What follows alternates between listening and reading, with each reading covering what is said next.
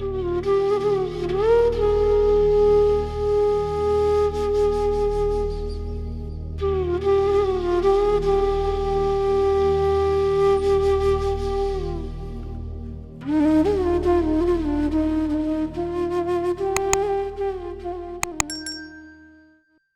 Guru ji. I don't know, ये शायद थोड़ा सा डिले जो था ये भी किसी वजह से था। आई एम सो सॉरी संगत जी। सबसे पहले गुरु जी के श्री चरणों में प्रणाम और सारी संगत को बहुत प्यार भरा नमस्ते। And thank you so much uncle for giving me this opportunity to share my to allow me to share my experiences with गुरु जी। संगत जी, हमने सुना है कि जब इंसान बिल्कुल कहते हैं ना अपने बिल्कुल लोएस्ट पॉइंट पे होता है, जब आपको लगता है कि आपका दुनिया में कोई नहीं है, आपका कोई सहारा नहीं है, कोई साथ नहीं है, उस वक्त हमने ये सुना था बचपन से कि उस वक्त परमात्मा आके आपका हाथ थाम लेते हैं। और हमारे साथ एग्जैक्टली यही हुआ। 2007 में मेरे हस्बैंड क्योंकि आर्मी से हैं, हमको मेरे हस्बैंड की पोस्टिंग आई असम में, जहां उनको जाके एक यूनिट रेस करना था। जो फौजी हैं वो समझेंगे कि यूनिट कमांड करना जो है ये एक बहुत बड़ी रिस्पॉन्सिबिलिटी होती है, because you become responsible for everything happening in the unit. और नई बटालियन को रेस करना जो है ये उससे भी ज्यादा चैलेंजिंग काम होता है, क्योंकि you have to start from a scratch. और क्योंकि मेरे हस्बैंड दिल्ली आर्मी हेडक्वार्टर से जा रहे थे असम, तो हमको पता चला कि हमारे साथ जो ऑफिसर्स पोस्ट हुए थे उस यूनिट में, उसमें से एक ऑफिसर जो था वो थोड़ा सा प्रॉब्लमेटिक था। फौज एक ऐसी ऑर्गेनाइजेशन है जहां पे आपकी रेपुटेशन, आपका नाम जो है वो आपसे पहले ट्रैवल करता है। और इस ऑफिसर के बारे में सबको मालूम थी ये बात कि ये ऑफिसर जो है ये प्रॉब्लमेटिक है और ये अपने सीनियर्स के लिए हमेशा कुछ ना कुछ प्रॉब्लम्स करता है। तो पीपल सजेस्टेड माय हस्बैंड कि आप क्योंकि यहाँ पे हो तो आप इस ऑफिसर का पोस्टिंग कैंसिल करवा के किसी और की पोस्टिंग आप अपने यूनिट में डलवा लो, क्योंकि नई बटालियन है, नई रेजिंग है, तो उसमें आपको अपने जो ऑफिसर्स हैं उनका साथ बहुत जरूरी होता है, बहुत जरूरी चाहिए होता है। I don't know what happened, my husband just refused. He says नहीं, मैं इस ऑफिसर की पोस्टिंग चेंज नहीं कराऊंगा और ये मेरे साथ मेरी यूनिट में जाएगा। और या तो ये वहां से चेंज होके निकलेगा, नहीं तो I will learn a lesson for life. I really don't know Guruji ने ये शब्द मेरे हस्बैंड के मुंह से उस वक्त क्यों निकलवाए। We didn't know what was in store for us then. जब हम असम गए, और जैसा मैंने आपसे कहा कि ये you have to start from a scratch, तो my husband was very very busy meeting people और इधर उधर लोगों से मिलना जुलना, and he was really busy. उस चीज का फायदा उठा के इस ऑफिसर ने, true to his name, he created some problem. इसने कुछ गड़बड़ की, बहुत गलत काम किए, और जब तक ये लाइमलाइट में आया, जब तक मेरे हस्बैंड को पता चला, actually it was a little late. तो हम एक्चुअली बहुत ज्यादा कुछ कर नहीं पाए, और जिसका नतीजा ये हुआ कि क्योंकि सीओ जो होता है यूनिट का, he is like a father of the घर, कि जब कुछ बच्चे कुछ गलत काम करते हैं तो माँ बाप को भुगतना पड़ता है उसका। और यही कुछ हमारे साथ हुआ। मेरे हस्बैंड की इतने सालों की कमाई हुई नाम, इज्जत, उसको एक दाग लग रहा था। और फौज में जैसा मैंने कहा कि आपके यूनिट पे कोई, आपकी यूनिफॉर्म पे कोई दाग नहीं लगना चाहिए। आपके लिए फौज में हमारी कमाई जो होती है एक नाम ही होती है। And my husband being a very very sincere, very very upright, honest officer, उनका एक बड़ा नाम है फौज में। और you know that was being tarnished because of his doings और अदर मिस डूइंग्स। सो ये चीज हमको बहुत खा रही थी, and it was actually troubling us. और ये हमारी जिंदगी का एक बहुत ही आई वुड से कि बहुत खराब पॉइंट था हमारी जिंदगी का। हमने सब जगह ट्राई किया, सब कुछ करके देखा, वो कुछ हो नहीं रहा था। और जैसे मैंने कहा कि जब सारी दुनिया आपका हाथ साथ छोड़ देती है तो उस वक्त ईश्वर आपका हाथ पकड़ता है। और 2009 में हम उस वक्त दिल्ली में थे, क्योंकि मेरे पेरेंट्स दिल्ली में थे, तो मैं दिल्ली आई हुई थी।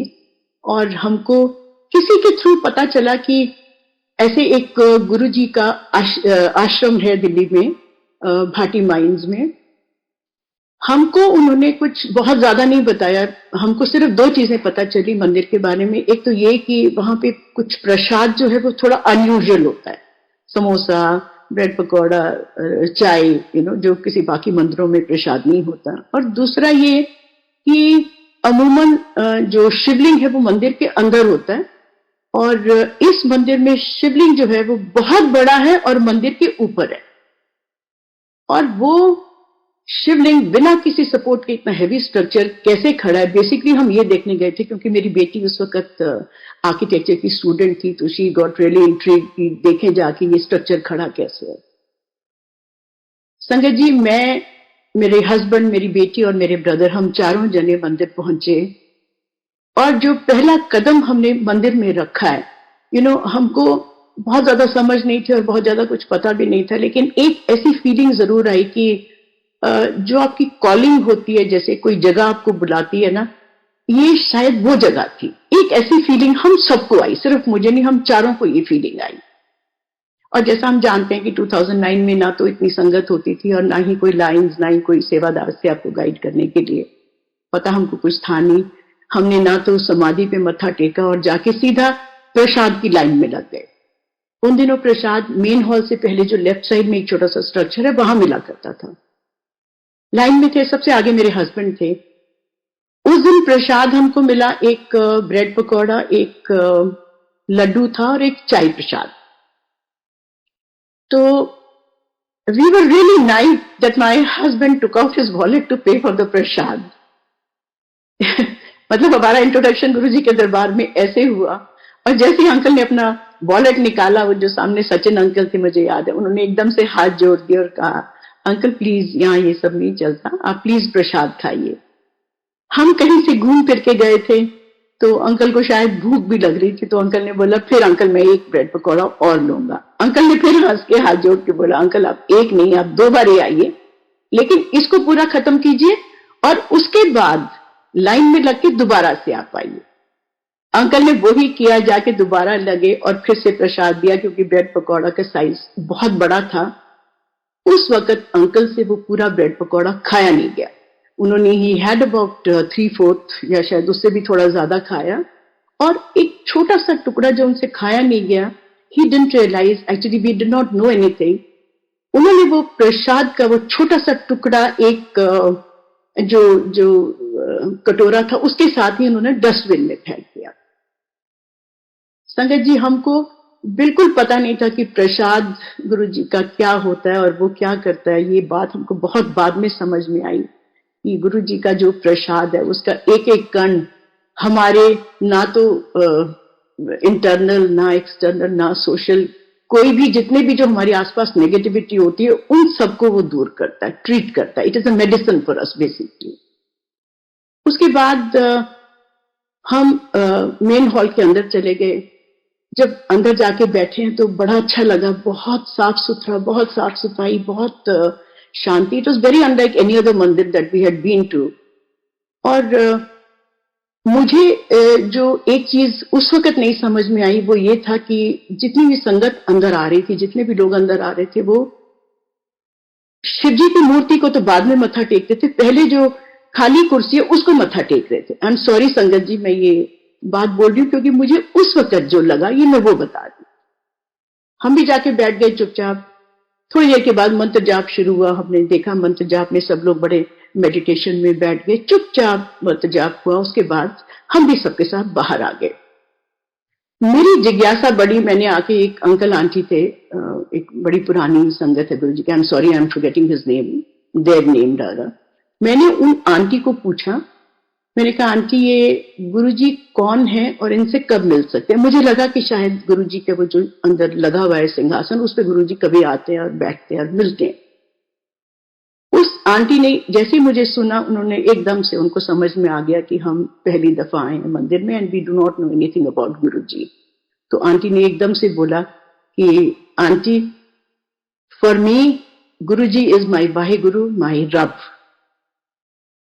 उन्होंने पूछा आपको कौन लेके आया? तो हमने कहा हमें कोई नहीं लेके आया, हम तो अपने आप आए हैं।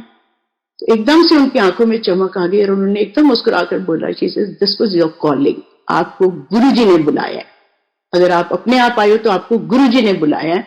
आंटी आप आते रहो, मत्था टेकते रहो, गुरुजी की ब्लेसिंग्स लेते रहो, he will reveal himself to you, you need not ask anybody. आपको किसी से पूछने की जरूरत नहीं गुरुजी कौन है, विद टाइम गुरुजी आपको खुद दिखाएंगे, क्योंकि आपके और गुरुजी के बीच में तीसरा कोई नहीं आ सकता और ना ही किसी की जरूरत है। संजय जी, मुझे आंटी का ये बोलना जो था वो बहुत अच्छा लगा, क्योंकि बड़ी बारी हम जब किसी जगह पे कुछ प्री कंसीव नोशंस के साथ जाते हैं तो आई थिंक आपकी एक्सपेक्टेशंस उस जगह से, उस चीज से थोड़ी बढ़ जाती है।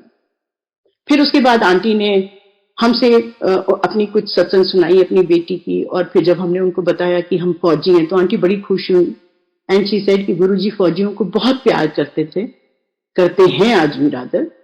और फिर उन्होंने जनरल मल्होत्रा की एक गोस्ट ट्रेन वाली एक बड़ी फेमस सत्संग है वो सुनाई। संजय जी, हमने सुना लेकिन अच्छा भी लगा, लेकिन शायद बहुत ज्यादा विश्वास हुआ ऐसा नहीं हुआ। पर मंदिर का वो जो पहला एक्सपीरियंस जो था उस मंदिर में, जो हमारा पहला कदम था, वो बहुत ही ब्यूटीफुल था। मतलब it was just out of the world. हम वापस आए वहां से नेक्स्ट डे, क्योंकि हमारी फ्लाइट थी वापसी की, हम वापस असम आ गए और मेरी बेटी अगले दिन अपने जयपुर अपने कॉलेज पहुंच गई। जब हम वापस असम आए, क्योंकि ये जो कुछ भी यहाँ चल रहा था, उस ऑफिसर ने कुछ कुछ करके, कुछ मैनिपुलेशन करके इस केस को आगे बढ़ने से संभव रोका हुआ था। अब हो ये रहा था कि हमें था पता, सबको था ऊपर से नीचे तक सबको मालूम था कि कौन गलत है कौन सही है। एंड लाइक आई सेड कि एक रेपुटेशन होती है, मेरे हस्बैंड की एक रेपुटेशन थी, people knew what kind of a man he was. So सबको सारी कहानी पता थी, लेकिन जब तक ऑफिशियली अगर कोई चीज आउट हो जाती है तो वो ऑफिशियल तरीके से ही फिर वो बंद होनी होती है। तो हम ये चाहते थे कि इंक्वायरी शुरू हो और केस बंद हो, जो ये हो नहीं रहा था। हम जब मंदिर में मत्था टेक के गए, सरप्राइजिंगली हमारे जाते ही जो केस था उसने एक बड़ी स्पीड पकड़ी और फटाफट इंक्वायरीज हुई और जो जो कुछ भी प्रोसीजर्स थे, I don't need to go into the details, वो सब कुछ हुआ। और उस ऑफिसर का भी जो होना था वो हुआ। और क्योंकि ये बात मुझे बाद में रियलाइज हुई कि मेरे अंकल ने, क्योंकि वो एक प्रसाद का छोटा सा टुकड़ा, अपनी जो मेहर थी गुरुजी की ब्लेसिंग थी, वो हमने फेंक दिया था, चाहे अनजाने में ही, लेकिन ये हमसे हुआ था गलती, जिसका खामियाजा मेरे हस्बैंड को भुगतना पड़ा। संगत जी, इस सारे एपिसोड में मेरे हस्बैंड का जो नाम था वो थोड़ा सा खराब हुआ, क्योंकि होता यह है कि लोगों को बहुत कुछ पता होता है, कभी नहीं भी पता होता, लेकिन एक चीज जब फैलती है तो कहीं ना कहीं उसका इफेक्ट जरूर होता है। उसकी वजह से मैं और अंकल हम बहुत बहुत ज्यादा परेशान थे। मैं अक्सर साईं बाबा की, क्योंकि हम भक्त थे, तो मैं साईं बाबा के सामने बैठ के अक्सर रोया करती थी and I would ask him कि क्यों अच्छे लोगों के साथ ऐसे होता है, आपको तो पता है क्या सच्चाई है, क्यों आप ऐसी परीक्षा लेते हो अच्छे लोगों की। ये सारी चीजें जब हो रही थी तो इस बीच हम जब ये सब हुआ तो उसके बाद अब गुरुजी ने, क्योंकि ये स्पीड अप कराया था सारा प्रोसीजर और सब प्रोसेस और सब कुछ हुआ, तब हमारी पोस्टिंग की हम वेट कर रहे थे। हमारी पोस्टिंग नहीं आ रही थी। रोज सुनते थे कि आज यहाँ पोस्टिंग आ गई, वहां पोस्टिंग आ गई, लेकिन पोस्टिंग हमारी आ नहीं रही थी। इसी बीच क्योंकि गुरुजी को ये था कि हमारा नाम थोड़ा सा मेरे हस्बैंड का खराब हुआ था, वो हमारा नाम, हमारी इज्जत हमको वापस दिलाने के लिए गुरुजी ने हमको दिल्ली में बुलवाया। और दिल्ली में एक प्राइम मिनिस्टर की टी-डे परेड होती है, जिस परेड का ऑफिसर इंचार्ज बना के हमको दिल्ली आर्मी हेडक्वार्टर में एज एन एडिशनल ऑफिसर बुलाया। यहाँ आके मेरे हस्बैंड ने जो काम किया उसकी बहुत सराहना हुई, right from our seniors to the defence ministry to PMO office, सबने बहुत सराहा। और ये गुरु जी का एक तरीका था, जैसे मैंने कहा, हमारा नाम वापस देने का, हमारी इज्जत हमको वापस देने का। Thank you so much Guru ji, thank you. हम जब दिल्ली आए, क्योंकि हमारी पोस्टिंग तब तक नहीं आई थी, हम टेम्परेरी थे वहां पे, and we were staying in the mess. उस वक्त हमारा मंदिर आना जाना शुरू हुआ। हर सैटरडे को और हर मंडे को हम बड़े मंदिर जाना शुरू हुए और गुरु जी के यहाँ जाते थे, मत्था टेकते थे, सत्संग सुनते थे, लंगर प्रसाद खा के आते थे। और हर फ्राइडे को दिल्ली में एक सत्संग पहले होती थी हर वीक, ओल्गा आंटी की सत्संग। उसने मुझे कोई एक दफा ले गया तो मैंने वहां जाना शुरू कर दिया। अब ओल्गा आंटी के यहाँ और मंदिर में भी जो पुरानी संगत से जिनसे भी हम सत्संग सुनते थे, वो जब अपने एक्सपीरियंसेस हमारे साथ शेयर करते थे कि उन्होंने गुरु जी के साथ बैठे, बात की, उनको छुआ, उनकी सेवा की, मैं सच्ची बताऊंगी गुरु जी, संगत जी, मुझे कहीं ना कहीं एक जलन होती थी अंदर कि गुरु जी, मैंने आपको क्यों नहीं देखा, आपने हमको क्यों नहीं बुलाया, हम तो इतना पास रहते थे, हम तो दिल्ली में ही थे और इतना पास हमारा माता के मंदिर आना जाना था, हमें क्यों नहीं कभी आपके बारे में पता चला, मैंने क्यों नहीं आपको देखा। सजय जी, अगर आपको याद हो तो 2006-7 में एक टीवी में प्रोग्राम आता था, साईं तेरे कितने हाथ, तो उसमें मैं हर एपिसोड के बाद ये सोचती थी कि वो कौन सी रूहें होती हैं, वो कौन सी ब्लेस्ड सोल्स हैं, वो जो उस वक्त धरती पे आती है जब ईश्वर आते हैं। और ये चीज सोच के कि हमने सिर्फ गुरु जी को मिस किया जस्ट बाय 2 years, एक अंदर से मुझे कहीं ना कहीं एक बहुत बेचैनी होती थी। और जब भी मैं सत्संग से वापस अपने रूम में हम आते थे, I would sit in front of गुरु जीज स्वरूप and cry and fight with him कि मुझे क्यों नहीं बुलाया, मुझे आपको देखना है। संजय जी, हमने सबने सुना है कि आप जब बहुत शिद्दत से, बहुत ज्यादा किसी चीज को आप जब करते हो तो ईश्वर को भी धरती पे आना पड़ता है। और ये मैं छोटा मुंह, मुझे माफ करें गुरु जी, मैं छोटा मुंह बड़ी बात बोल रही हूँ।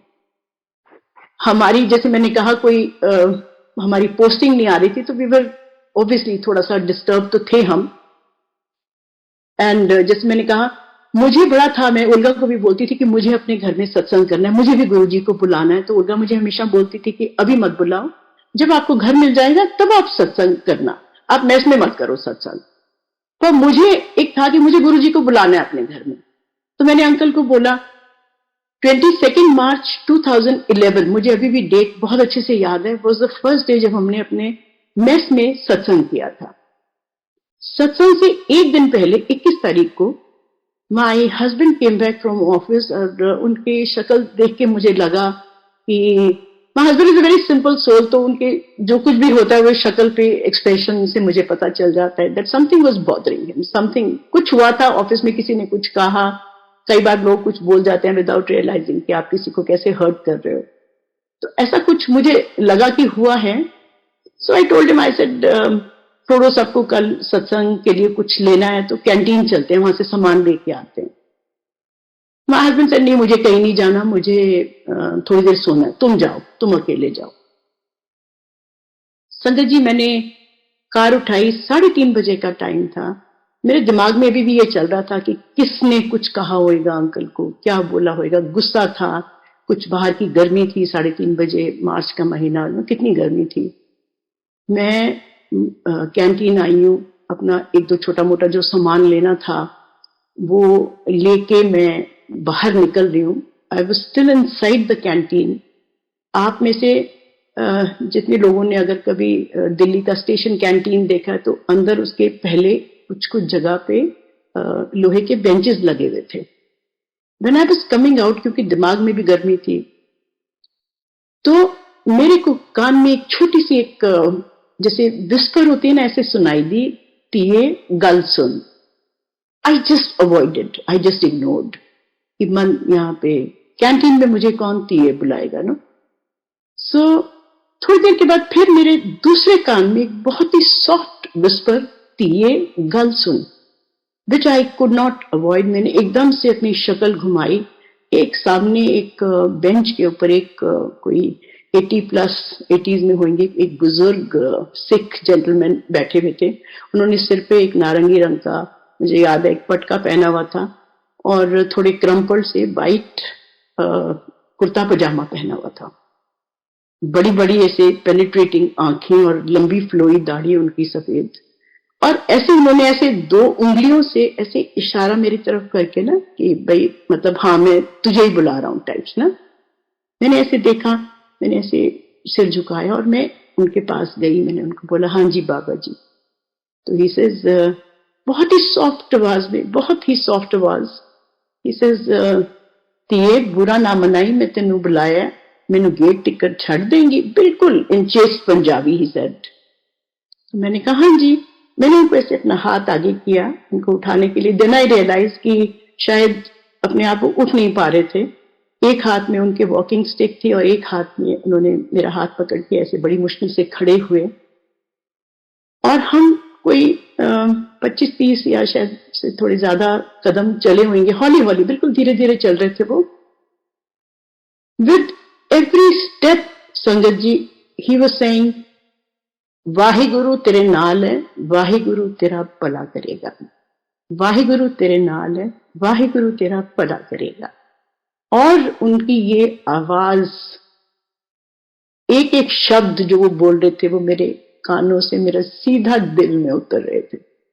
और मैं सचमुच every time I do this सत्संग मेरे रोंगटे खड़े हो जाते हैं, क्योंकि वो जो एक्सपीरियंस था, वो जो अनुभूति थी उस दिन मुझे, उनको शब्दों में शायद बयान करना मेरे लिए पॉसिबल नहीं है कि वो एक्चुअली क्या हो रहा था मुझे। बट मुझे बहुत पूरी बॉडी में, पूरी आसपास मुझे एकदम से ठंडक महसूस हुई जैसे। और हम चलते चलते धीरे धीरे आगे जा रहे थे। जो मेन गेट है वहां से थोड़ा सा ही पहले एक रेस्टोरेंट है, तो उसके बाहर भी एक बेंच लगा हुआ है। तो उन्होंने कहा अच्छा तू जा, मैं इतने बैठांगा।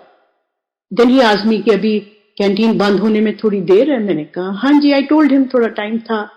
तो इसे अच्छा फिर तू जा, मैं इधर बैठूंगा। मुझे लगा, मैंने कहा ये बुजुर्ग हैं, अकेले हैं, कैसे जाएंगे, क्या करेंगे। उनको मैंने बड़ी बारी बोला, बड़ी मिन्नतें की उनकी कि आपको जहां जाना मैं आपको छोड़ देती हूँ। इसे नहीं, मैं रक्षा ले लूंगा।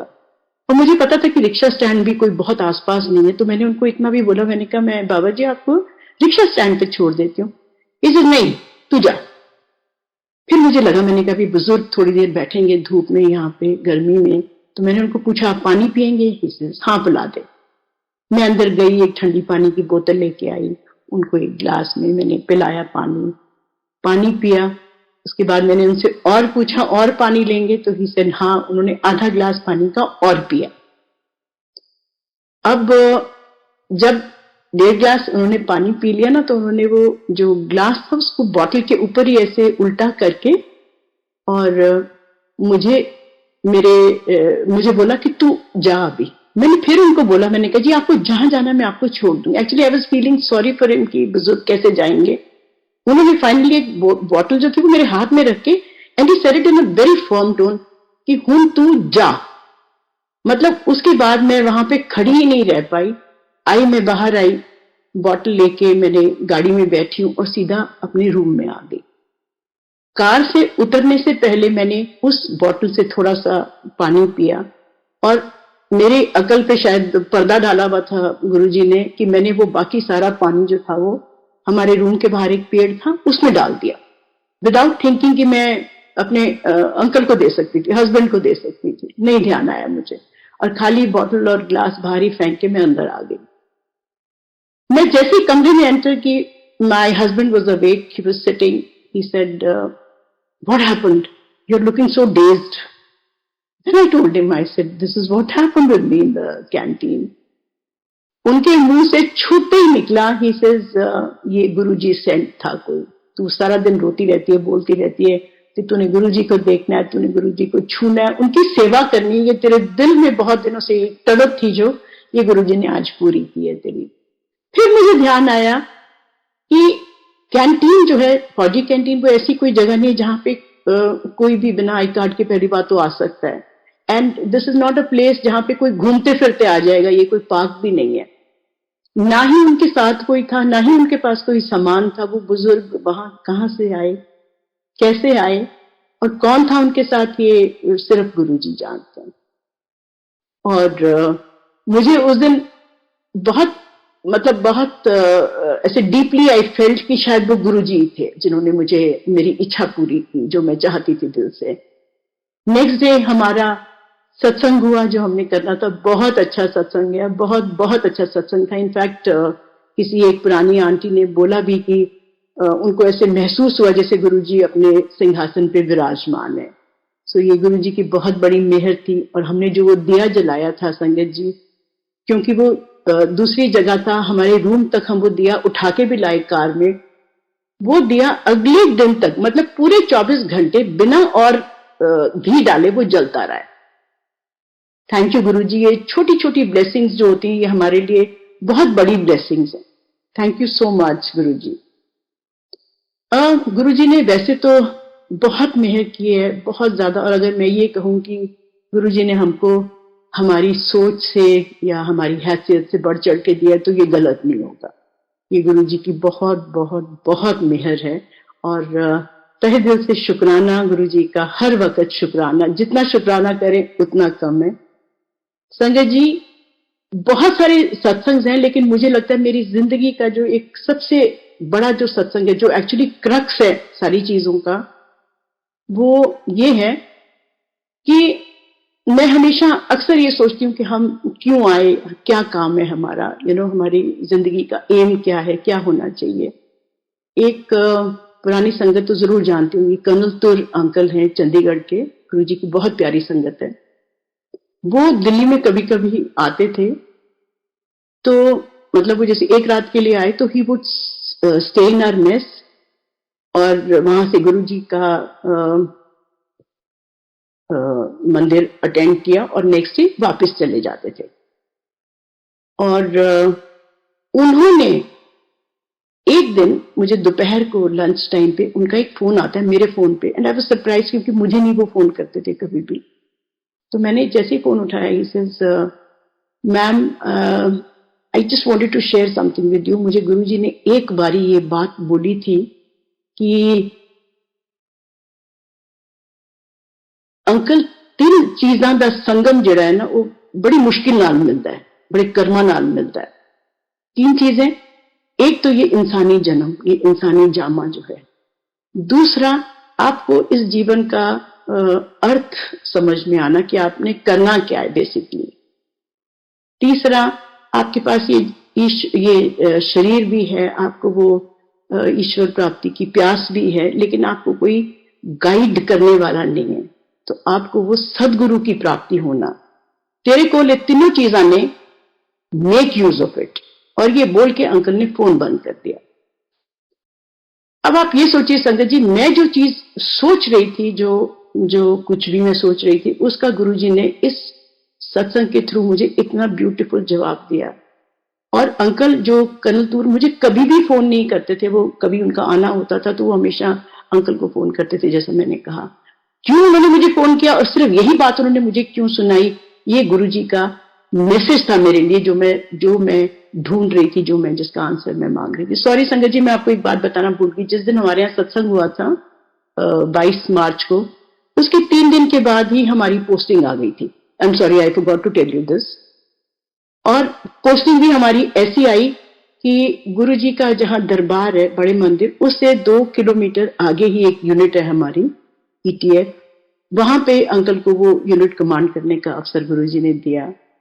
जिस दिन हमारी पोस्टिंग आई, उस दिन हम बहुत खुश थे कि जगह इतनी सुंदर थी वो, कि मेरे हस्बैंड रोज सुबह अपने ऑफिस जाते हुए यूनिफॉर्म पहन के पहले बड़े मंदिर के बाहर जाते थे, गुरुजी को बाहर से सैल्यूट करके अपनी गाड़ी में से फिर आगे जाते थे। और जिस दिन उन्होंने टेक ओवर किया, उन्होंने अपनी चेयर पे पहले गुरुजी का स्वरूप बिठाया और उन्होंने गुरुजी से कहा कि गुरुजी, मैं तो सिर्फ नाम का हूं, इस जगह को आप कमांड करेंगे, आप देखेंगे, आप जो मुझसे चाहते हैं करवाएं आप, ये आपकी ब्लेसिंग है। और मैं बिल्कुल एग्जैजरेट नहीं करूंगी, गुरुजी ने मेरे हस्बैंड से उस यूनिट के लिए जो भी कराना चाहते थे, जो कुछ भी बेस्ट करा सकते थे मेरे हस्बैंड से, वो गुरुजी की मेहर से मेरे हस्बैंड ने किया, जिसके लिए उनको बहुत तारीफ भी मिली और सब कुछ हुआ, बहुत अच्छा हुआ। इससे अच्छी पोस्टिंग हमारे लिए हो नहीं सकती थी। सो थैंक यू अगेन गुरुजी। बहुत बहुत शुक्राना आपका हर चीज का। हर चीज गुरुजी ने हमको जो दिखाई उसमें बहुत सारी चीजों में इनिशियली जैसे हम परमात्मा से हम हमेशा मिरेकल्स ढूंढते हैं। एक इंसानी एक शायद एक ये होती है कि आपको हर चीज में मिरेकल की ऐसा क्या है जो सिर्फ भगवान कर सकते हैं, ऐसा क्या है हमारे साथ ऐसे बहुत सारे मिरेकल्स हुए। मैं आपको छोटे छोटे 2 मिरेकल्स ऐसे बताऊंगी। एक तो जैसे हम जब असम वापस गए, जैसे मैंने कहा कि वहां का बड़ा अच्छा एक्सपीरियंस, और आने के बाद भी जैसे हालात थे वहां के, मुझे होता था कि मैं गुरु जी के बारे में और जानूं और जानने की इच्छा होती थी। और मेरी बेटी क्योंकि जयपुर में थी तो ये हर वीकेंड पे जब घर आती थी तो ये मेरे ब्रदर के साथ मामा भांजी ने मंदिर आना शुरू किया। और मंदिर में ये जो कुछ भी सुनते थे, जो कुछ भी सत्संग ये महसूस करते थे या एक्सपीरियंस करते थे, ये मुझे फोन पे बताते थे। उससे मेरे को और ज्यादा इच्छा होती थी कि मैं कुछ और सुनूं, कुछ और गुरुजी के बारे में करूं। तो मैंने एक फेसबुक पे एक ग्रुप था, एक आंटी, रमा बहन आंटी, पुरानी aunty, Guruji bless her soul, she is no more, उनका मैंने वो ग्रुप ज्वाइन किया जिसमें वो रोज की अपनी एक सत्संग डालती थी और मैं बहुत रिलीजियसली वो सत्संग पढ़ती थी। तो हमने जब पढ़ती थी तो अब असम में जिस जगह हमारी एक पोस्टिंग थी वहां जंगल के बीचों बीच में था वो, और वहां पे बहुत ज्यादा बारिश होती थी। बारिश मतलब बहुत बहुत ज्यादा बारिश होती थी। और एक बार बारिश हुई तो लाइट जो चली जाती थी वो जल्दी से वापस नहीं आती थी, और इंटरनेट कनेक्शन भी नहीं होता था। लेकिन गुरुजी की मेहर की, और ये एक बार से ज्यादा हुआ है, आई डोंट रिमेम्बर एग्जैक्टली कितनी बार, कि मैंने जब लाइट नहीं है, जब पीछे से इंटरनेट का कनेक्शन टूटा हुआ है, मैंने गुरुजी का हाथ जोड़ के गुरुजी से प्रार्थना की, गुरुजी मुझे आपकी सत्संग पढ़नी है। कंप्यूटर ऑन किया, आंटी की सत्संग पढ़ी, और उसके बाद जैसे दिल में थोड़ा सा लालच आया कि मैं कोई 2 गेम्स खेल लूं या अपना कुछ और कर लूं नेट पे, तो वो इंटरनेट एकदम चला जाता था क्योंकि लाइट ही नहीं थी, इंटरनेट था ही नहीं। ऐसे ही एक बार जब मेरे हस्बैंड और बिटिया मंदिर जा रहे थे, मैं क्योंकि संडे सेवा में होती थी तो ये दोनों आते थे मुझे लेने के लिए शाम को। तो एक सड़क के ऊपर 3 डॉग्स चल रहे थे जैसे, और हमारी कार के आगे एक डॉग को हमने हिट किया, एंड एक्चुअली वो डॉग जो था वो ही केम अंडर द व्हील, और इतनी जोर से वो था कि इनको लगा कि उस इम्पैक्ट से वो डॉग शायद नहीं होगा। और हम लोग सब क्योंकि डॉग लवर्स हैं तो मेरे हस्बैंड को भी बहुत बुरा लगा कि ये क्या हुआ। उन्होंने नीचे उतर के ऐसे इधर उधर देखा तो उन्होंने मेरी बेटी को आवाज लगाई, श्रुति उतर नीचे देख जरा। मेरी बेटी ने एकदम से अपने आंखें बंद कर दी, से नहीं पापा, I don't want to witness this, मुझे नहीं देखना नीचे क्या है, क्योंकि इनको लगा कि वो डॉग जो है वो इतनी जोर से जो हिट किया था वो बेचारा बच नहीं सकता था। जब मेरी बेटी नीचे उतरी तो इन्होंने देखा ना कार के ऊपर ना सड़क के ऊपर कहीं ना तो कोई खून का छींटा था ना ही कुछ था। और सडनली दे सॉ कि वो तीनों के तीनों डॉग्स बड़े प्यार से बड़ी मस्ती से वापस उसी सड़क पे ठीक ठाक चलते जा रहे, मतलब वो डॉग कोई उनमें से कोई लिम्प भी नहीं कर रहा था। ऐसे ऐसे बहुत सारे मिरेकल्स गुरुजी ने हमको छोटे छोटे दिखाए जो मैं अक्सर शेयर करती रहती हूँ। बट संगत जी, गुरुजी is not just about miracles, he is भगवान। हमने बहुत बारी सत्संग सुनी है और मेरा खुद का भी एक्सपीरियंस है, गुरुजी ने मुझे भी लाइफ बख्शी है कि जिंदगी जो है वो सिर्फ परमात्मा दे सकता है। तो ये अगर गुरुजी जिंदगी देते हैं तो गुरुजी भगवान है, रब है, और ये बहुत लोगों के साथ ये एक्सपीरियंसेस हुए हैं। 2021 में मेरे फादर जिनकी एज 92 थी उस वक्त, उनके ब्रेन में ब्लड क्लॉट हुआ एक जगह पे। डॉक्टर को दिखाया, उन्होंने जब टेस्ट किए तो देखा, उन्होंने कहा कि अगर ये अभी ऑपरेट नहीं हुआ तो इनको और प्रॉब्लम हो सकती है और पैरालिसिस हो सकता है उस साइड, तो आप इनका ऑपरेशन फटाफट कराओ। अब क्योंकि उम्र थोड़ी ज्यादा थी, हमने एक नारायणा हॉस्पिटल है, उनके न्यूरोसर्जन हैं डॉक्टर गुप्ता, उनसे हमने बात की तो उन्होंने कहा आप इनको ले आओ, मैं देखता हूँ। उन्होंने जब सारे टेस्ट किए तो उनकी बाकी फैकल्टीज जो थी वो बिल्कुल ठीक थी, तो उन्होंने कहा मैं इनका ऑपरेशन कर सकता हूँ, but let me prepare you कि इनकी याददाश्त चली जाएगी। अब वो याददाश्त या तो टेम्परेरीली जाएगी या परमानेंट भी जा सकती है, क्योंकि डिमेंशिया इज ऑलरेडी सेटिंग इन, इनकी एज इतनी है। तो इस चीज के लिए आपको पहले से ही तैयार रहना है। अब जब आईसीयू से मेरे फादर को जब नॉर्मल एक रूम में लेके आए, तो डॉक्टर ने हमको बोला कि आप धीरे धीरे इनको बाकी जो पुरानी बातें हैं, इनके जो बच्चे हैं उनको सबको इनके सामने लेके आओ, उनके नाम पूछो, जनरली टू सी कि इनको कितना याद है कितना नहीं, और इनका जो अपना पर्सनल स्टाफ है उनको लेके आओ, उनके बारे में उनकी शक्लें दिखाओ, बात करो। संगत जी, डैडी क्योंकि मेरे ब्रदर के साथ रहते थे, घर में सिर्फ ये 2 जने ही रहते थे, तो उनके मुंह पे मेरे फादर मेरे ब्रदर को उनके निकनेम से बुलाते थे राजू, तो उनके मुंह पे वो नाम राजू चढ़ा हुआ था। So everybody was Raju for him. ना वो उन्होंने किसी को पहचान रहे थे ना कुछ और, बट वो राजू, हर एक बंदा राजू था। डॉक्टर भी राजू, मेरा भाई भी राजू, हम भी राजू, सब। the only person he recognized was जब हमने, क्योंकि हमने ऑपरेशन जो आईसीयू था वहां पे भी और रूम में भी डैडी के बेड के साथ हमने एक गुरुजी का छोटा सा स्वरूप रखा था। जैसे ही मैंने गुरुजी का स्वरूप उठा के डैडी के सामने ऐसे दिखाया कि डैडी ये कौन है, एकदम से ही मेरे फादर, क्योंकि उनके हाथ बंधे हुए थे और लेटे हुए थे, तो उनका सिर ऐसे उठा और हाथ दोनों उन्होंने जोड़ने की कोशिश करते हुए, ऐसे जैसे नमस्कार करते हैं ना, ऐसे करके, और उनके मुंह से सिर्फ यही निकला कि बेटे ये तो रब है। और हम सारे बच्चे, डैडी के सब बच्चे गुरुजी को मानते हैं, हम सब मंदिर आते हैं, सब कुछ है, लेकिन मेरे फादर शायद गुरुजी को बहुत ज्यादा नहीं मानते थे। For him, because he was a staunch Shiv bhakt, तो उनके लिए भगवान वॉज शिव जी और शिव जी भगवान थे, उसके अलावा और कोई नहीं है भगवान। उन्होंने हालांकि सारा लिटरेचर जो कुछ भी अवेलेबल है गुरुजी का ऑनलाइन और बुक्स वगैरह, तो वो पढ़ते थे वो सब कुछ, बट उन्होंने ऐसे ओपनली कभी गुरुजी को शिव जी ऐसे कुछ नहीं कहा। इस टाइम पे जब उन्होंने अपने सारे बच्चों तक को नहीं पहचाना, उन्होंने वो शिव का रूप गुरुजी की फोटो में देखा, गुरुजी के स्वरूप में देखा। और जैसे जैसे वो हमेशा जब भी उनके सामने हम वो स्वरूप रखते थे, तो वो एकदम से उनका सिर ऐसे अदब से झुक जाता था, एंड ही यूज्ड टू से कि ये तो रब है बेटा, ये तो रब है, ये तो शिव जी ने, यही उनके मुंह से निकलता था। सो मच सो, ऑपरेशन के बाद वो 10 महीने बेड में थे। जब भी वो खाना नहीं खाते थे तो मेरा ब्रदर हमेशा उनको बोलता था कि डैडी ये तो गुरुजी का प्रसाद है। अच्छा बेटे प्रसाद है, ही यूज्ड टू ईट।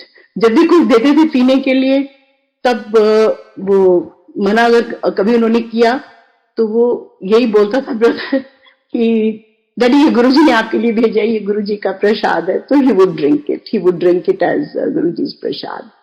और जितना टाइम भी वो बेड में रहे उस हालत में, मतलब ऑलमोस्ट 24 घंटे सिर्फ गुरुजी के ही शब्द उन्होंने सुने। और कभी कभी वो ऐसे ही उठ के बैठ जाते थे और ऐसे हाथ जोड़ के, कभी he would start looking at infinity, और एकदम से अपना जो उनका मेडिकल स्टाफ था उनको बोलते थे देखो बेटे गुरुजी आए हैं।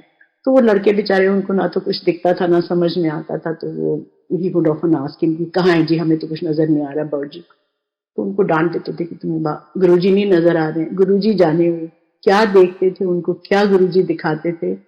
लेकिन ये भी एक बहुत बड़ी कृपा है गुरुजी की कि उनके अंतिम टाइम में, लास्ट टाइम में, गुरुजी ने उनको जितनी भी दुनियावी चीजें थी, इंक्लूडिंग हिज ओन चिल्ड्रन, गुरुजी ने सबसे उनको दूर कर दिया था, और जिसके पास उनको आगे जाना था सिर्फ उसी के साथ, उन्हीं के साथ उनका जुड़ाव रहा। ये बहुत बड़ी ब्लेसिंग है हमारी फैमिली के लिए, I would say. So thank you so much uncle. सत्संग तो बहुत सारी हैं और मैं अक्सर अपनी बेटी की ही सत्संग शेयर करती हूँ। आज मैं चाहूंगी मेरी बेटी खुद अपनी कुछ सत्संग शेयर करे। If you allow, I would hand over the phone to my daughter. Over to you. जय गुरुजी।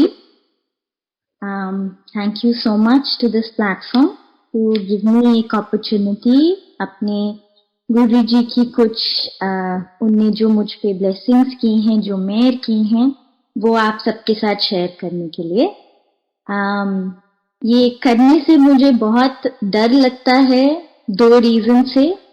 एक तो ये कि गुरुजी की ब्लेसिंग्स इतनी मल्टीफोल्ड होती हैं, इतनी लेयर्ड होती हैं कि उनको वर्ड्स में डिस्क्राइब करना बहुत मुश्किल है। सेकेंडली, मुझे डेट्स बहुत अच्छे से नहीं याद रहते, but I will try my best today. Guruji, आपकी मर्जी से। द फर्स्ट सत्संग जो मैं आपको आज बता रही हूँ, ये कोविड के पीक टाइम की सत्संग है। दिस इज अ टाइम जब सारी कंट्रीज अपने अपने टाइम में दे वर अनाउंसिंग कंट्री का लॉकडाउन। 20th मार्च 2020 में ये ऐसे आया था कि इंडिया में भी कंट्री वाइड लॉकडाउन अनाउंस होने वाला है। इससे कुछ टाइम पहले ही it was only my mother who was in Delhi. मैं जयपुर में थी, my father was posted in Lucknow, but ये भी गुरुजी की मेहर थी कि थैंकफुली मैं मम्मा के साथ उस टाइम में घर में दिल्ली में थी। मेरे फादर लेकिन लखनऊ में थे। तो जब ये न्यूज आई कि लॉकडाउन हो गया है, स्टेट बॉर्डर्स पे रिस्ट्रिक्शंस हो गई हैं, बिना किसी लीगल डॉक्यूमेंट के, पेपर वर्क के आप विद इन द सिटी भी मूव नहीं कर सकते, तो the panic had set inside in our house. My mother would be sweating about this every day and हर रोज वो रोती थी। मैंने उनको कंटिन्यूसली कितने दिन तक सोते बिल्कुल नहीं देखा था। तो एक इवनिंग उन्होंने मेरे फादर से वो फोन पे बात कर रही थी और मेरे फादर ने उनको ऐसे बताया कि एक रे ऑफ होप मुझे ऐसे दिख रही है कि there was this junior of his in army who had served with him, जिनका होम टाउन लखनऊ था और he was posted in Delhi. तो वो लखनऊ से दिल्ली वापस जा रहे हैं। तो ये एक रे ऑफ होप है कि अगर मैं एक पॉइंट तक वो आ सकते हैं, वहां तक अगर अपने घर से निकल के पहुंच जाऊं तो वो मुझे दिल्ली लेकर आ जाएंगे।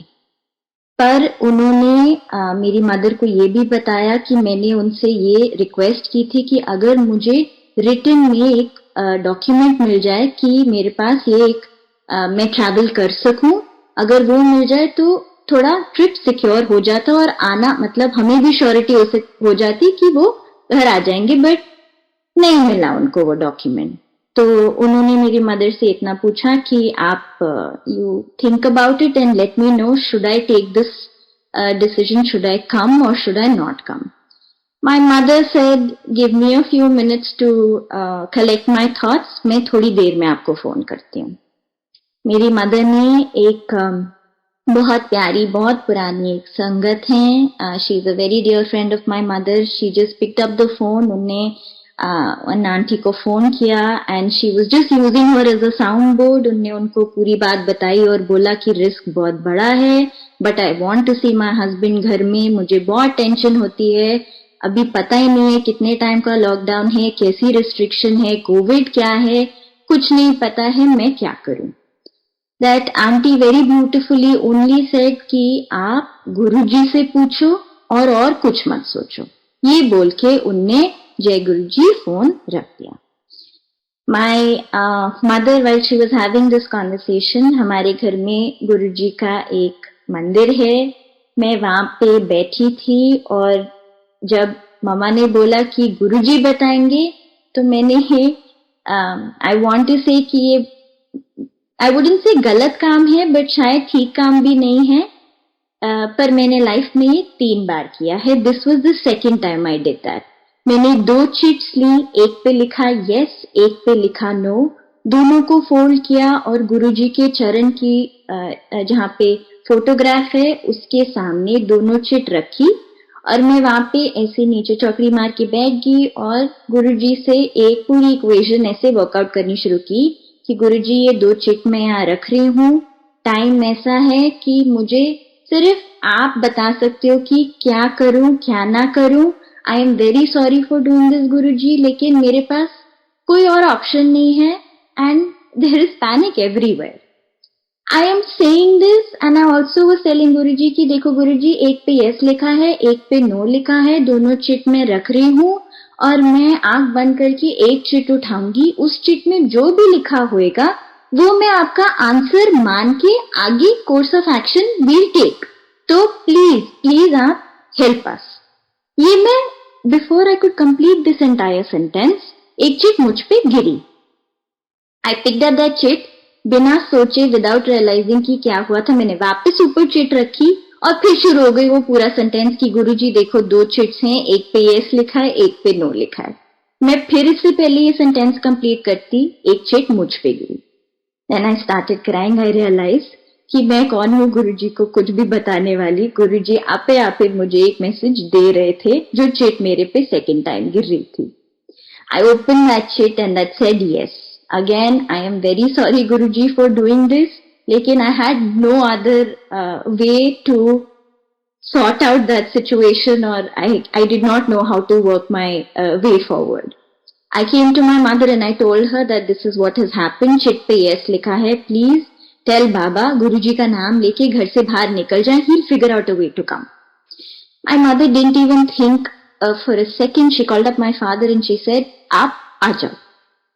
मेरे फादर ने उनको सिर्फ एक बात बोली कि कल पूरे दिन में जब जब मैं जहां जहां से मैसेज कर पाऊंगा मैं मैसेज करूंगा, आप मुझे सामने से फोन नहीं करना। ये बात इतनी कॉन्वर्सेशन हुई, दोनों ने फोन नीचे रखा। That day that evening my mother obviously बिल्कुल भी वो सो नहीं पाई। मैं अपने रूम में गई, मैंने गुरुजी की फोटो उठाई और मैं पूरी रात रोती रही और बोलती रही कि गुरुजी मैंने आप ये चिट रखी, यस बोला, मम्मा को भी बोल दिया, पापा को भी बोल दिया, प्लीज अब आप सारी सिचुएशन प्लीज हैंडल कर लेना, प्लीज संभाल लेना। And I kept crying and I kept saying this to Guruji that Guruji please do this one little thing for me, कि आप एक ब्लेसिंग की एक ब्लैंकेट बन के मेरे फादर को रैप करके प्लीज कुछ भी करके घर वापस ले आओ। I kept saying this and I kept crying and I kept saying, Guruji, please turn into a blanket of blessings around my father and please bring him home. And I kept crying and I kept, saying this. मैं कब सोई मुझे नहीं पता। मैं सुबह उठी, I was pacing up and down and my mother was getting angry because obviously हम पापा को फोन नहीं कर सकते थे। My mother kept saying कि कोई पापा को गलती से भी फोन नहीं करना, मैसेज नहीं करना। तो आई टोल्ड हर मम्मा एक ये आई शेयरिंग वाली ऐप जो होती है उस पे मैं पापा की लोकेशन देख लेती हूँ, at least we'll know what is his space of movement. So मैंने वो आई शेयरिंग वाली ऐप खोली एंड आई सॉ उनकी लोकेशन दिखा रहा था Shiv temple. So I told my mother कि मम्मा पापा तो शायद घर पे नहीं है बिकॉज उनकी तो लोकेशन दिखा रहा है शिव टेम्पल एंड लखनऊ में उनके घर के आसपास। My mother said, okay, but I didn't know कि उनके घर के आसपास कोई भी शिव टेम्पल है, but अभी चुप रहो, कुछ बॉदर किसी को डिस्टर्ब नहीं करना है। Sir okay. I just kept that app open and थोड़ी थोड़ी देर में I would keep going back to it और देखती रहती थी कि पापा की लोकेशन कहाँ दिखा रहा है।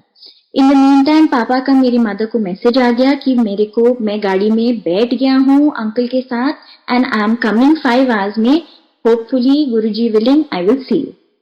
उसके बाद मम्मा मेरी थोड़ी काम हुई, नॉर्मल हुई and she also got interested. She said अभी देखो पापा की लोकेशन कहाँ है। मैंने कहा अच्छा। मैंने पापा की लोकेशन देखी तो वो दिखा रहा था भोलेनाथ लॉन्स।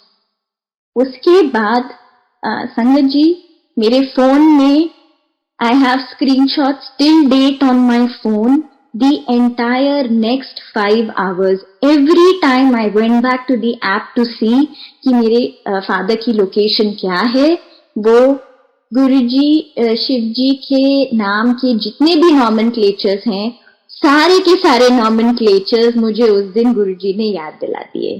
कभी भोलेनाथ लॉन्स के सामने, कभी शिव पान वाला, कभी गुरुजी के जितने भी शिवजी के नाम हैं हर नाम के साथ वो इनवेरिएबली उनकी लोकेशन या तो किसी टेम्पल के सामने होती थी या शिवजी से स्टार्ट होता हुआ कुछ किसी नाम का जगह के सामने होती थी, चाहे वो रेस्टोरेंट हो, लॉन हो, रिजॉर्ट हो, कुछ भी। I started joking with my mother कि मम्मा कितनी फनी बात है ना कि मुझे पता नहीं था कि ये पूरा रूट इतना रिलीजियस है कि यहाँ पे कंटिन्यूअसली शिव जी की नाम की चीजें हैं पूरी रोड पे. And my mother she got a little angry and she said, ऐसे don't say like that. Then I realized कि गुरुजी को मैंने रोते रोते सोते सोते क्या बोला था कि गुरुजी आप प्लीज मेरे फादर के आसपास एक ब्लैंकेट ऑफ ब्लेसिंग्स बन के उनको प्लीज घर लेके आना. तो मैं तो बोल के सो गई थी, बट गुरुजी इतनी छोटी सी छोटी बात भी सब सुनते रहते हैं. वो लिटरली मेरे फादर को ब्लैंकेट करके घर लेके आ रहे थे.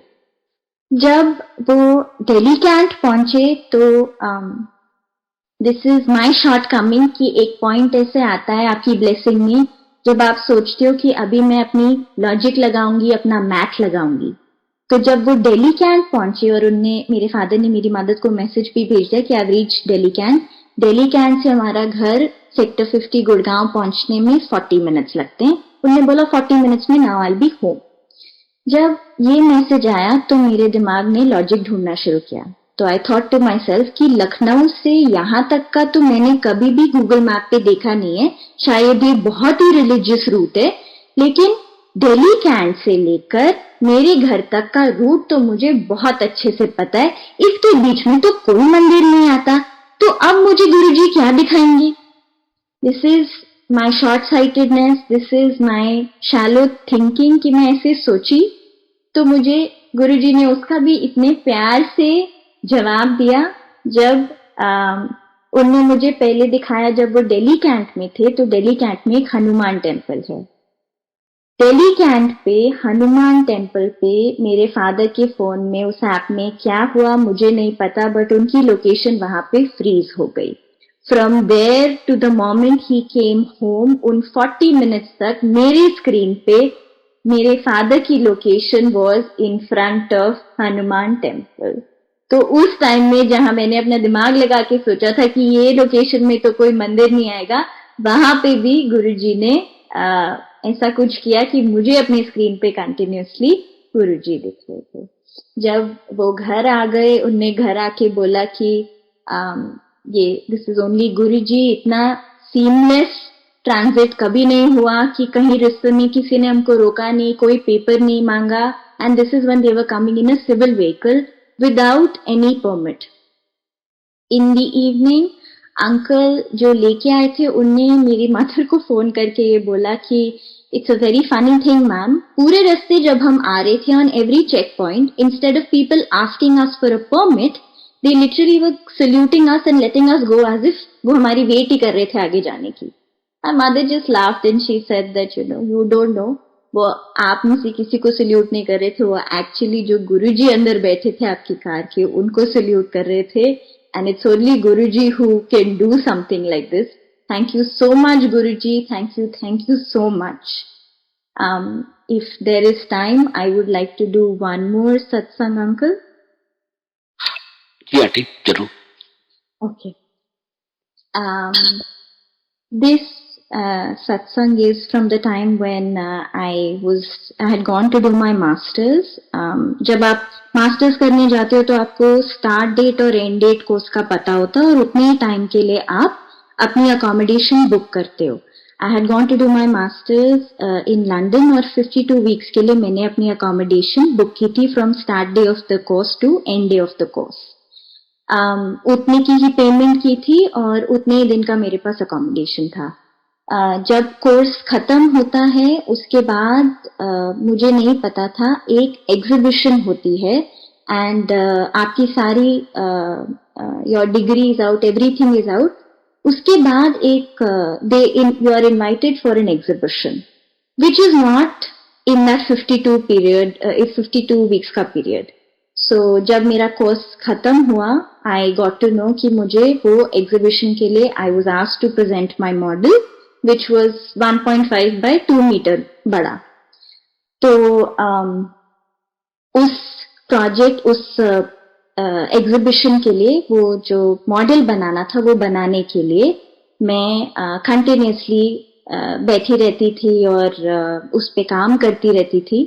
और ये करने में मेरे से एक चीज ये मिस हो गई कि मेरे ध्यान से बिल्कुल निकल गया कि वो जो मुझे एक्सटेंड करना था पीरियड वो मैं करना भूल गई थी. मेरा स्टूडेंट अकोमोडेशन ऐसी थी कि वी हैड इंडिविजुअल रूम्स और एक कॉमन एरिया था जहाँ पे एक लाउंज था और एक किचन था. मेरा मॉडल इतना बड़ा था कि मैं उसको रूम में नहीं लेके जा सकती थी, तो I was working on that model in the lounge itself. मैं दी ओनली मतलब मुझे दिन कब होता था रात कब होती थी भी नहीं पता चलता था. तो उस टाइम में मैं अपना मॉडल कंप्लीट कर रही थी and this is a thing between Guruji and me कि जब भी उनको मुझे कुछ याद दिलाना होता है, कुछ alarm when he needs to set in my head about something, वो अपने ऐसे बड़े बहुत प्यारे जीव जंतु मेरे पास भेजते हैं. तो मैं अपना मॉडल जहां तक मेरा मॉडल का हाइट था वहां उसके बिल्कुल ऊपर I saw very big spider. वो स्पाइडर देखते एकदम से मुझे डर लगा and I got up. Now I am also thinking कि लंदन जैसी जगह में जहाँ बहुत क्लेंडीनेस होती है और ऐसा चांस नहीं था कि इतना बड़ा स्पाइडर वहां होता, but any how I jumped up and I got up and first instinct था कि मैं अपने रूम जाऊं. मैं जब अपनी रूम की तरफ गई मैंने अपनी की स्वाइप करने की कोशिश की तो वो रेड बीप बची और मुझे तब ध्यान आया कि आज वो दिन था जिस दिन मेरा अकोमोडेशन का पेमेंट ओवर होना था. आज वो दिन था और ये वो उसी टाइम पे था जब मुझे चेकआउट करना था. आई गॉट रियली स्कैर्ड. ना मेरे पास मेरा फोन था ना कुछ था. मैं फटाफट नीचे रिसेप्शन पे भागी. I went down the lift और रिसेप्शन से भी बिल्कुल पहले एक गेट होता है जहाँ पे फिर आपको कार्ड स्वाइप करना होता है टू गेट आउट. वहां पे भी मैंने स्वाइप किया, कार्ड ऑब्वियसली स्वाइप नहीं हुआ. whoever was there at the reception वो आई, उनने मुझे बाहर निकाला and she said what is happening and she could see कि मैं पजामा में थी और स्वेटशर्ट में थी. मैं ऐसे रोते रोते उनको पैनिक में बता रही थी कि मेरा आज रूम आज ही तक का था और अकोमोडेशन, लेकिन मुझे एक और वीक के लिए यहाँ पे होना है, तो आप मुझे कुछ भी कोई भी रूम दे दो, मैं इंस्टेंटली उसकी पेमेंट कर दूंगी. मेरे दिमाग से बिल्कुल ये बात निकल गई थी. She also gave me a very weird look. She took details of my room and everything और उन्होंने अपनी स्क्रीन पे फटाफट से वो खोला और उन्होंने मुझे दिखा दिया कि आई एम सॉरी मैम, यहीं तक की आपकी पेमेंट थी, यही है और आज तो आपको चेकआउट करना है. आप अपना सामान जल्दी से बाहर निकालो बिकॉज आपके बिल्कुल 2 घंटे के बाद there is a gentleman who has been allotted this room, जो आपके रूम में आके जिनको रहना है. I got really I mean I started crying और मेरी तो बहुत जान निकली. मैंने उनको बोला कि आप प्लीज, मैं अपना सामान निकालती हूँ, आप मुझे कोई और रूम दे दो, मुझे स्टोर रूम में दे दो, मैं अपना सामान निकाल के कहीं तो रखूंगी. She said okay let me check कुछ है क्या है. मैं उस मोमेंट में इंस्टेड ऑफ सेइंग कुछ और मैं गुरुजी को ये बोल रही थी कि गुरुजी देखो ये सिचुएशन हो गई, अभी मैं क्या करूंगी, what am I gonna do. मैं ये सोच रही हूँ, रो रही हूँ and that lady is checking and she tells me कि आई एम सॉरी, यहाँ पे तो कोई और अभी अकोमोडेशन नहीं है. And she comes back to the screen जहाँ पे उन्होंने वो पेज खोल रखा था. वो 2 मिनट तक उसको स्टेयर करती रही and then she kept staring back at me and she did this back and forth for like 1 or 2 times and I looked at her and I was wondering क्या हो रहा है. तो I asked her, I said what's happening. तो उन्होंने मुझे बोला can you go back and swipe your key. And I said, मेरा की आपको पता है और मैं रो रही हूँ और कैसी हालत में आप मजाक कर रहे हो, बोल रहे हो पीछे जाके स्वाइप करो. I said, what are you saying? She said, please can you go and do that. I said, okay. I went back, वो गेट खुल गया. So I came to her and I said, what is happening? She said, ma'am, even I don't know what is happening. You look at the screen. She turned the screen around to me. जिस एक extra week के लिए मुझे रहना था वो date automatically 1 week आगे चली गई और वो दिखा रहा था कि that has already been paid off. 2 minute पहले जो स्क्रीन उन्होंने मुझे दिखाया था, जो बोल रहा था कि मुझे इस मोमेंट पे चेकआउट करना है और मेरी यहीं तक की पेमेंट थी, और जो दिखा रहा था कि 2 घंटे बाद ये रूम किसी और को अलॉट होना है, वो अब दिखा रहा था कि एक और वीक के लिए ये रूम मेरे पास है which is already paid for. Thank you so much Guruji for all the blessings that you give us every single day. आपके बिना एक मोमेंट, एक पल भी मैं एग्जिस्ट नहीं कर सकती. Thank you so much uncle, thank you so much संगत जी.